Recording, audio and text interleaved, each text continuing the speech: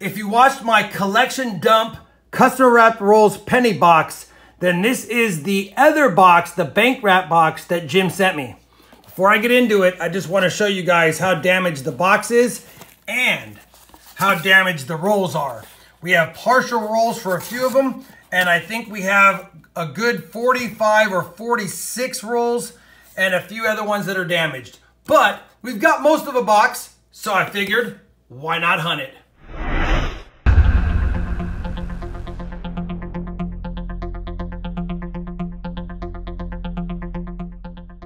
Hey everybody, it's Rob with RobFindsTreasure. That's right, we're gonna do this second box from my trade with Jim. He had already opened the top of the box to make sure they were circulated cents, which they were, but like I said in the previous video, the box came damaged. These were all over the place. There were damaged rolls in the box and loose customer wrap flat wrappers all over the place. And all I did was fill up the flat wrappers until the flat wrappers were full and then made that one hunt, and this is the rest. You can clearly see by the damage that we have some partial rolls, and let me grab one out of here for you. Yeah, so I've just left these as is. Now it's possible that some of these rolls, I did stick some pennies in here that were left after filling up the flat wrappers to just try to make as many complete rolls as possible. I think we have one down here as well.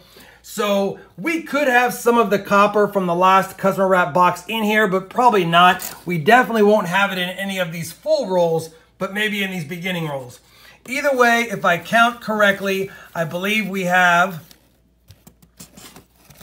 47 good rolls and 3 partial rolls. So when I had said earlier we were missing some rolls, actually it looks like we're only missing a third of that roll, 2/3 of that roll, and maybe half of that roll. So probably a roll or two in total not going to be accounted for. Either way, I've talked long enough. I'm excited to get into this box and see if we have anything good in these bank wrapped rolls. Now again, I want to thank Jim for the trade. I know it's not your fault for the damage caused by USPS, but those kinds of things happen, and I'm just happy that I have more pennies to hunt. Now as always, I'll be using my Lincoln Penny Coin Hunts mat and my microscope.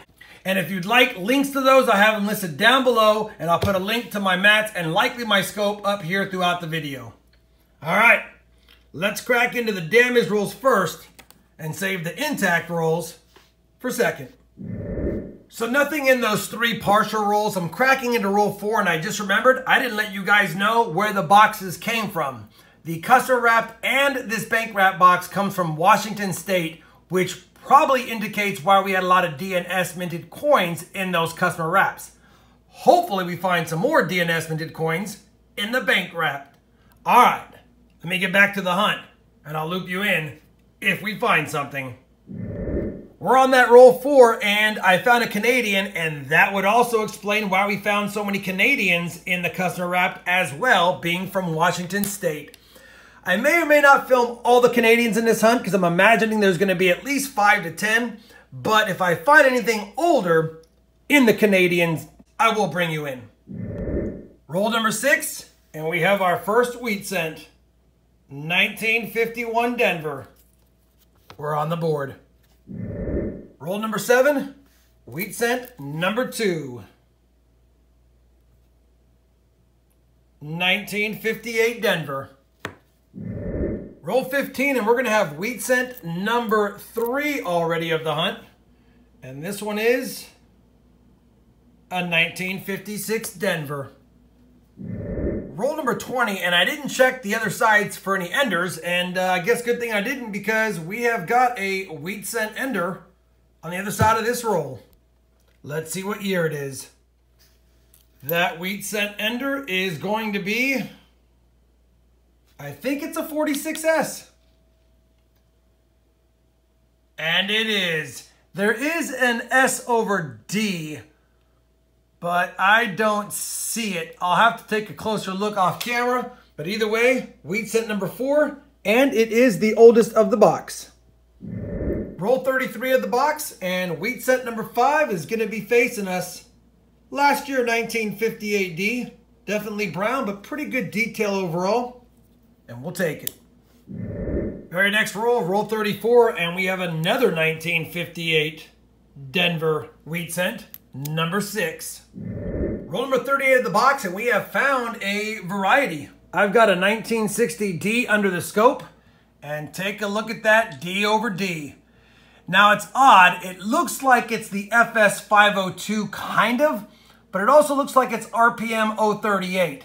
But I can't narrow it down to either. Here's RPM 038, a little bit less value, and mine doesn't quite look like that. You can see it's all contained within that D that's on there, and mine is kind of hanging outside, but I can't tell. And it also doesn't look like the FS 502, which I have found before, and I'll show you a picture of that right there. Clear RPM to the west. In my example, it is southwest.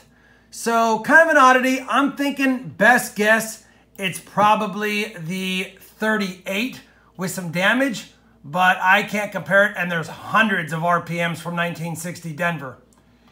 Either way, it's a cool find nonetheless, and it's definitely an RPM, and I will put it in my collection. Roll 39 is going to give us wheat cent number 7 of the hunt. Coloring says it's a little bit old, but I get a lot in the 40s like this. And of course it is a 1944. And there might be a ding under the date. There is. Just wanted to make sure it wasn't a hard to see mint mark. 1944, believe it or not, that actually is the oldest of the box through 39 rolls. Roll 41 and the box is just about ready to fall over, but we've got wheat cent number 8. And this one, another 46S. We'll take it. Roll 43 of the penny box of Pisa, and we've got wheat cent number 9. 1950 Denver. Roll 49, and I'm only showing this Canadian cent because it's number 9. And why is that important? 9 Canadians, 9 wheat cents. Who will get to 10 first? Same roll, and that answers that. Wheat cent number 10. 1955 Denver. Well, the big box from Washington State has been hunted. Thanks again, Jim. I had a good time going through it. We ended with 10 wheat cents, only 3 in the 40s, and the oldest was a 44 Philadelphia, very common.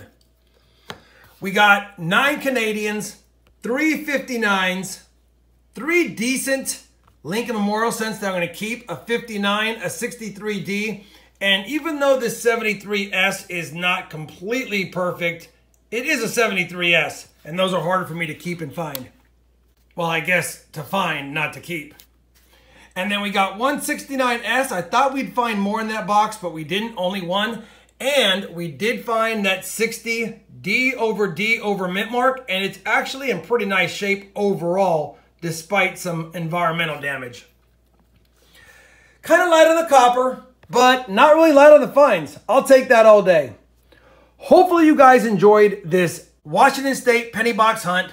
If you did, I'd appreciate a thumbs up. And as always, everyone, happy hunting, and thanks for watching.